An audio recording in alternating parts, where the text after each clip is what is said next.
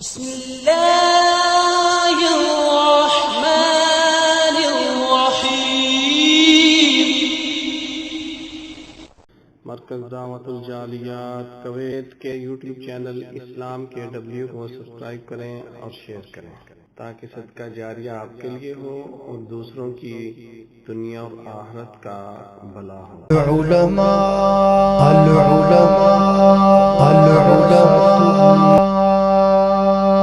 ورثة الانبیاء.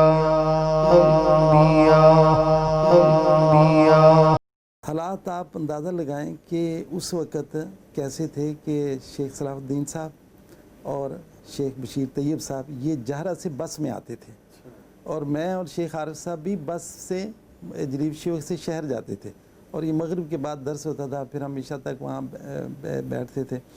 تو اس طرح جو ہے نا وہ ایک حلقہ درس و قرآن و حدیث کے نام سے جو ہے نا وہ ہم نے جو ہے نا وہ شروع کیا. آپ نے دیکھا ہوگا کہ یہاں کویت میں جتنی کتب مرکز دعوت الجالیات نے شائع کی کسی نے نہیں کی.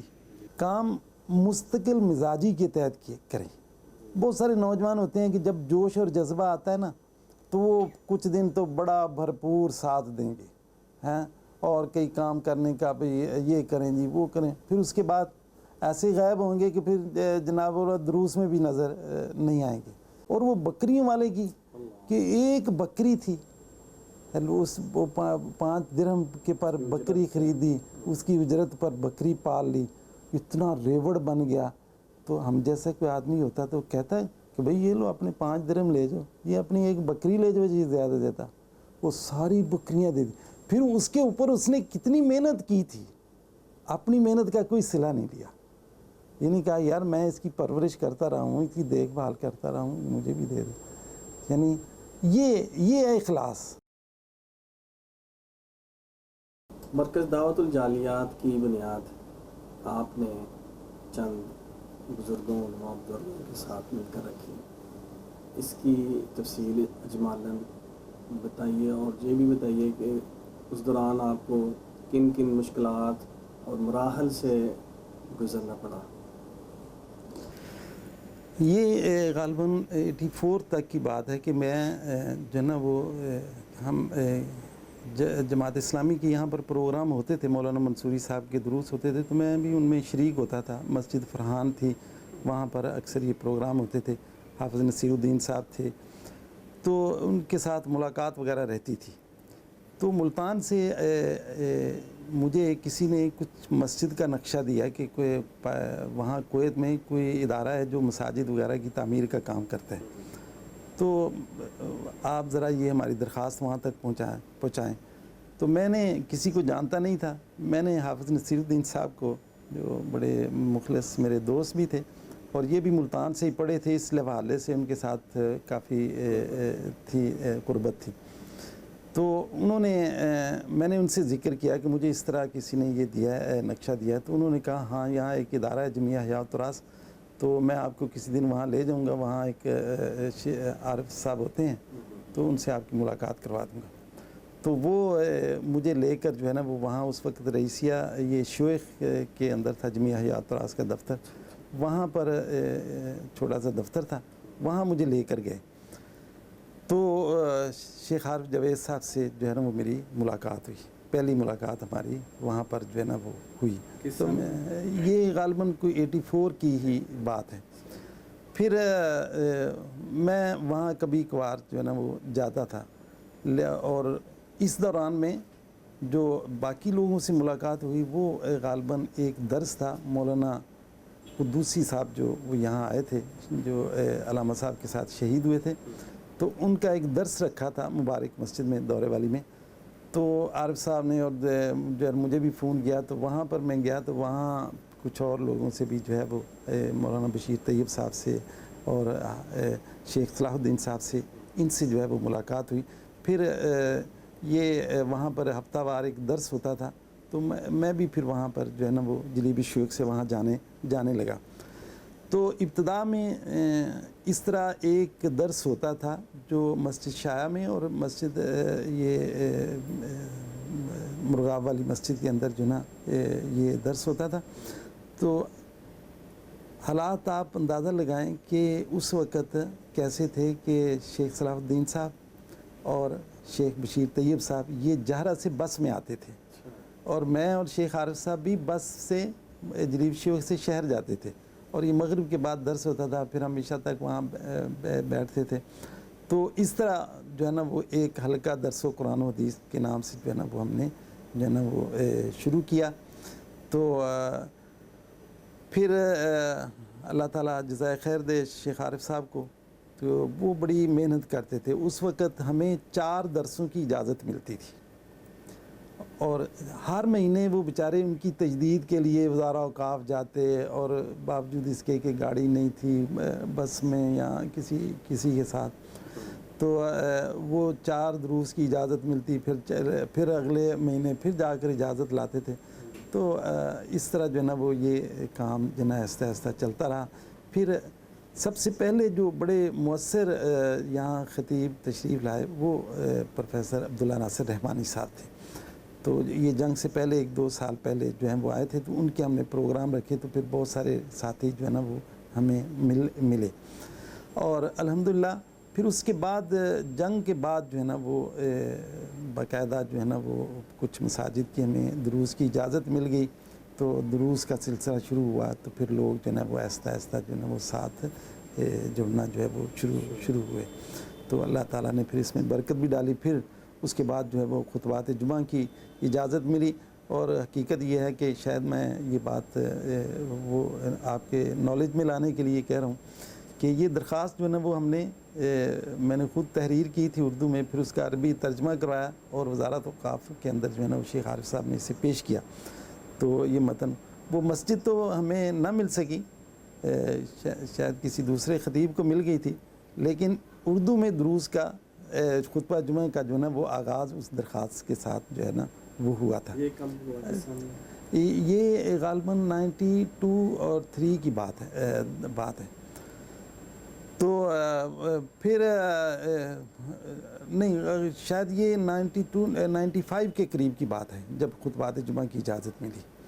تو اسی طرح اس وقت مولانا محمد حسین ظاہری صاحب جو ہے نا وہ ان کو ہم نے باقاعدہ ایک داعیہ کے طور پر جو ہے نا وہ رکھا تھا اپنے مرکز میں.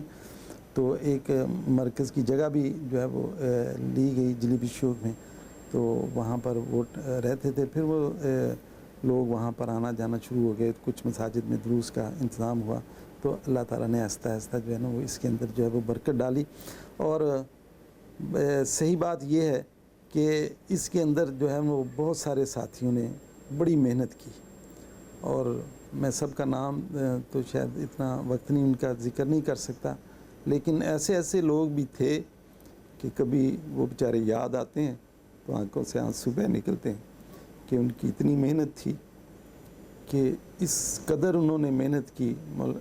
جناب رفیق صاحب، جناب رفیق صاحب، جناب بشیر طیب صاحب، مولانا بشیر طیب صاحب، اور قاری عتیق الرحمان صاحب، ایسے احباب تھے، ایسے پرخلوص کے ابو کلیم صاحب، کہ ان کی محنتوں کو ہم جو ہے نا آج یاد کرتے ہیں.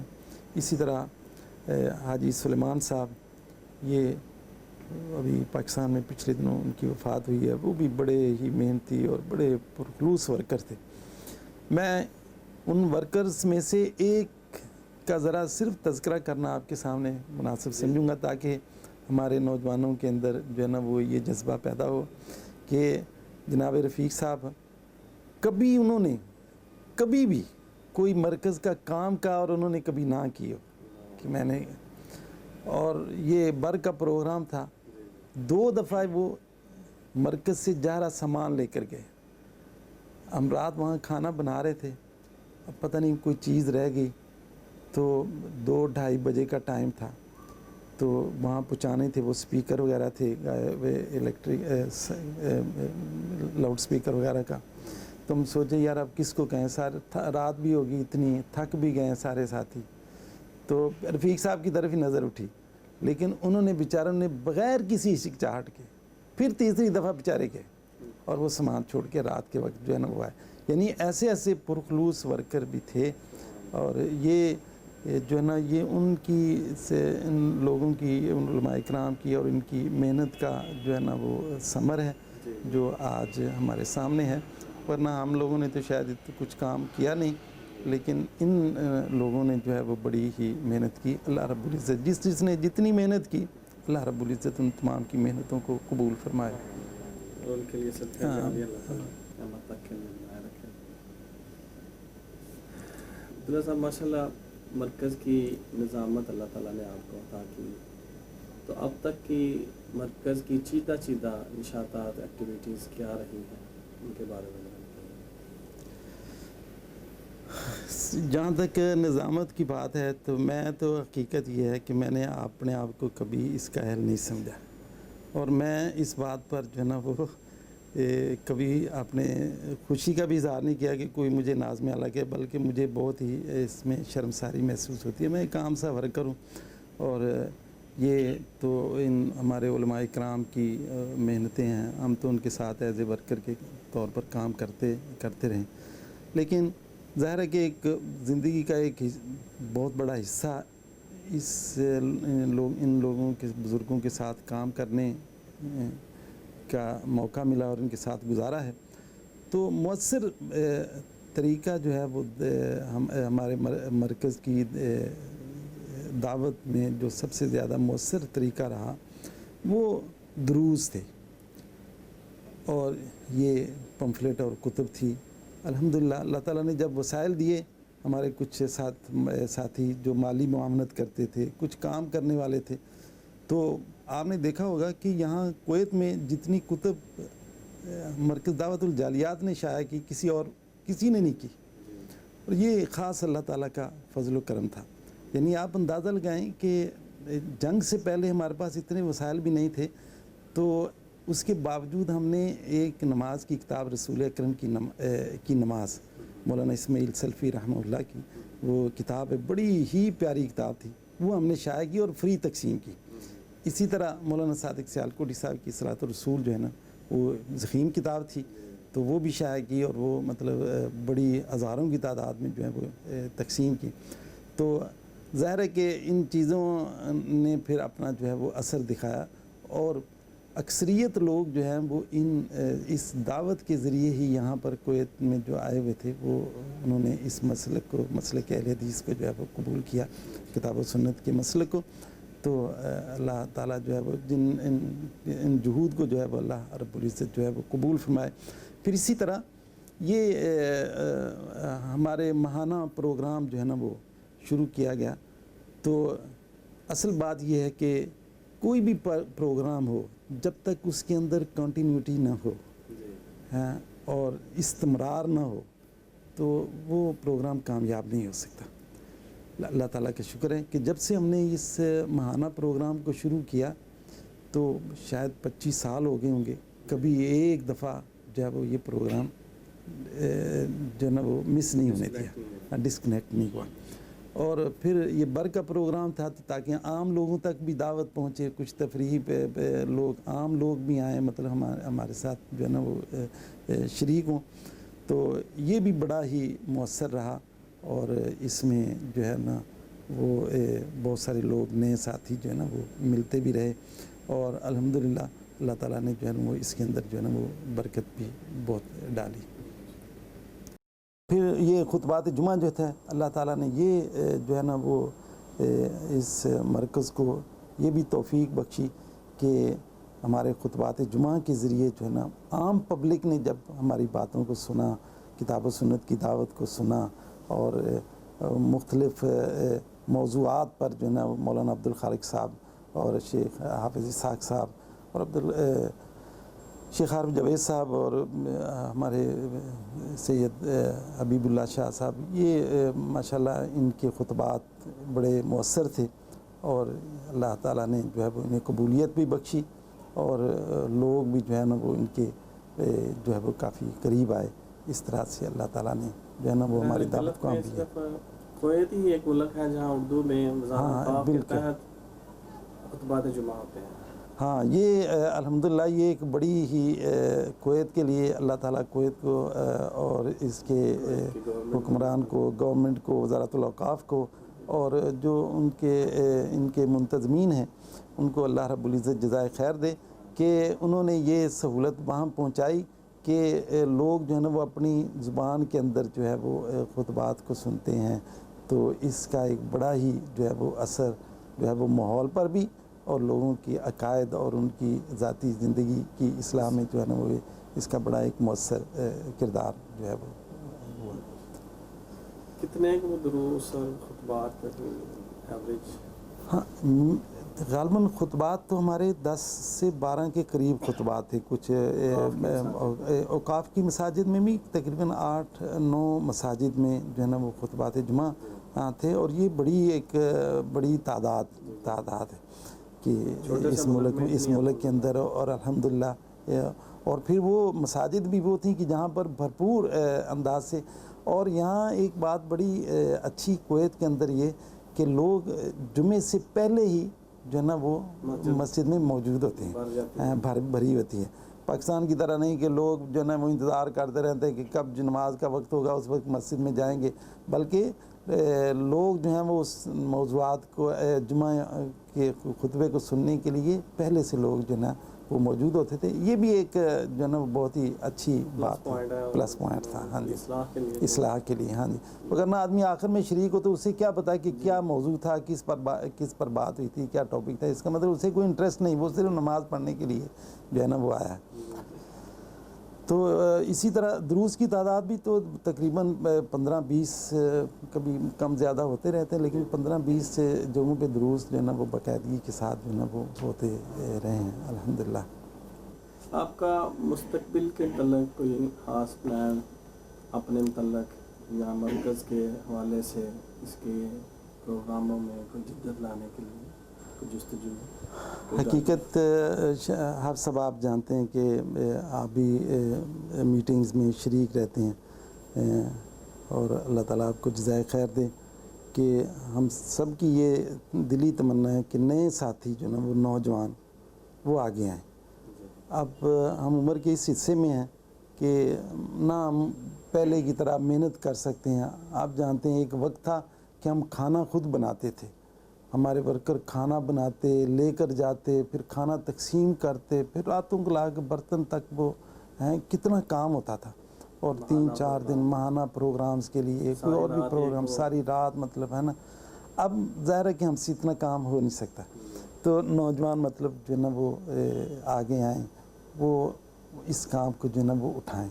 ہم ان کے ساتھ مطلب تعاون کریں, یا حد تک ہمیں جو ہے وہ رہنا چاہیے, ہونا چاہیے.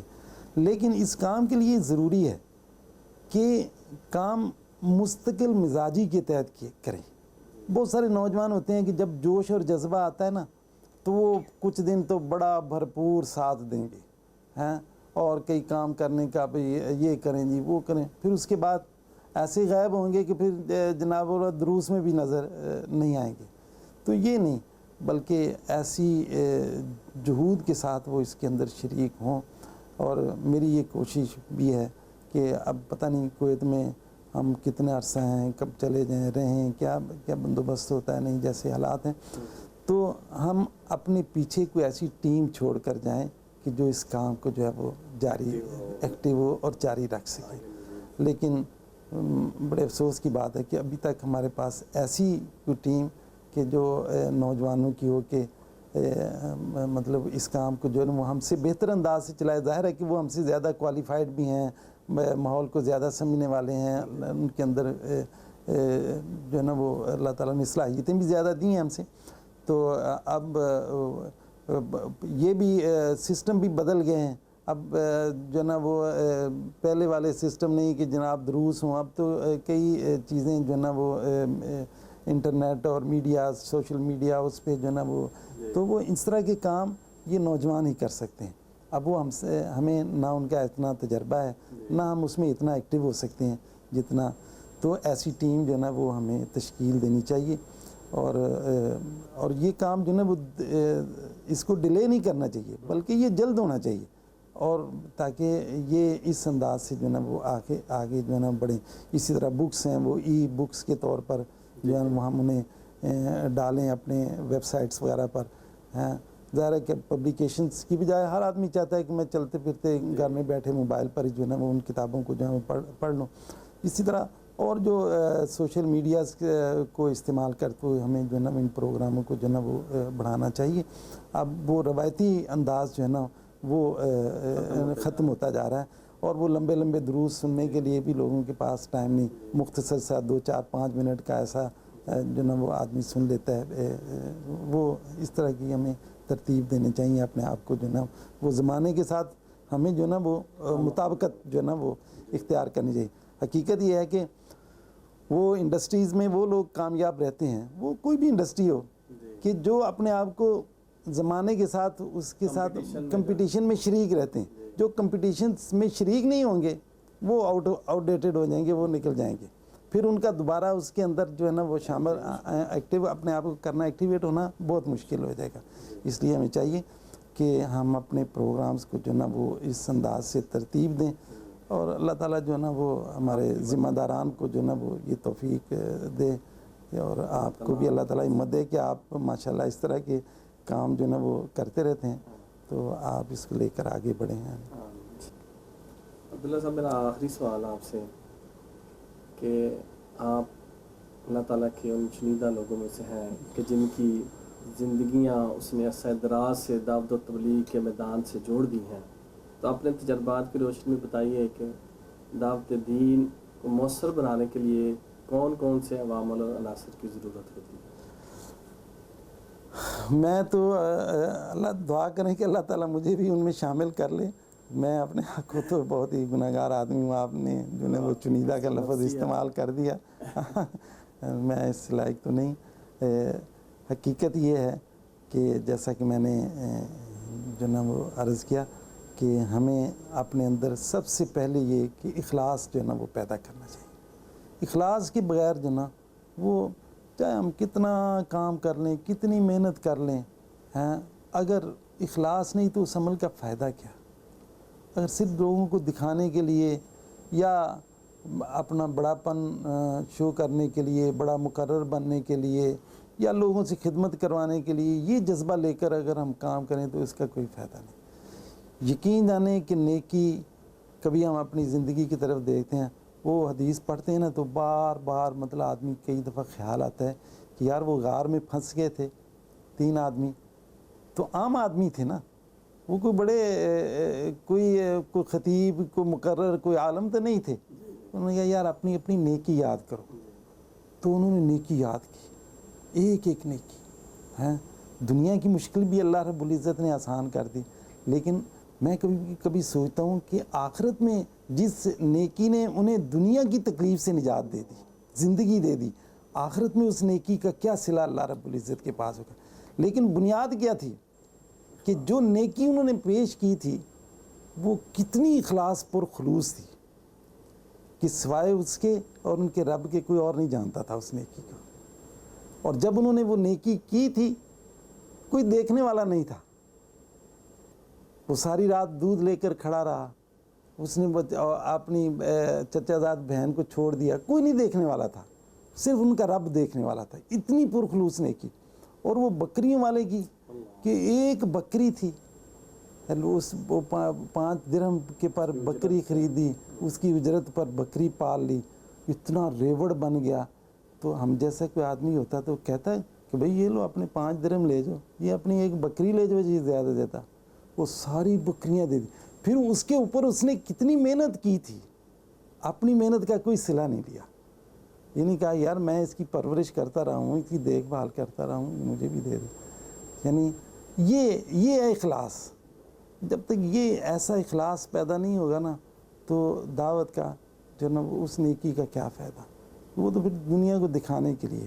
تو بنیادی بات یہ ہے کہ ہم اپنے اندر جو نا وہ اخلاص پیدا کریں, للہیت, پھر اللہ کا ڈر اور خوف ہو کہ یار یہ آج اگر اللہ نے مجھے یہ توفیق دی ہے تو کل اللہ مالک الملک مجھے اس کا صلہ عطا فرمائے گا. اللہ سے ڈرتے ہوئے تو ہم یہ کام کریں تو انشاءاللہ تو اس کے اندر اللہ رب العزت برکت بھی ڈالے گا.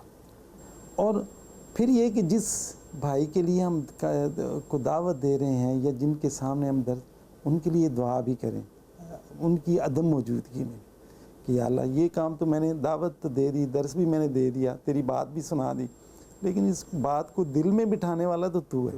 میری زبان سے ادائیگی تو نے کروا دی، لیکن یہ اس کے اندر تاثیر تو پیدا کرنے والی ذات تو ہے. تو ہم وہ بھی دعا بھی کریں ان کے لیے. تو یہ کام ہم بس سارے ادھورے چھوڑ دیتے ہیں. ہم سمجھتے ہیں کہ شاید اچھی تقریر ہو، اچھی وعظ ہو تو بس لوگ جو ہے نا وہ بات مان لیں گے. اس وعظ کا، اس نصیحت کا کوئی فائدہ نہیں ہو سکتا. اللہ رب العزت مجھے بھی اور آپ کو بھی اور ہم سب کو جو ہے نا وہ اس طرح عمل کرنے کی توفیق عطا فرمائے. جزاک اللہ خیر عبداللہ صاحب. آخر میں ہم آپ کے دوبارہ تہ دل سے شکر گزار ہیں کہ آپ نے اپنی گناہوں مصروفیات میں سے وقت نکالا اور اس ہمارے پروگرام میں تشریف لائے. جزاک اللہ خیر. تو اللہ ناظرین، تعالیٰ آپ کو بھی جزائے خیر عطا فرمائے اور سننے والوں کو بھی، اور اللہ رب العزت آپ کی اور آپ کے جتنے معاونین ہیں اور یہ نوجوان ہیں، اللہ رب العزت ان تمام کی جہود کو قبول فرمائے. خاص طور پر آپ کے کا مرکز فاعل جو ہے نا وہ اس سلسلے میں جو ہے وہ بڑے ہی خوش قسمت بھی ہے اور مبارکباد کا بھی مستحق ہے کہ اللہ رب العزت انہیں مزید جو ہے نا وہ اس میں جو ہے وہ ترقی کرنے کی توفیق عطا فرمائے. تو ناظرین،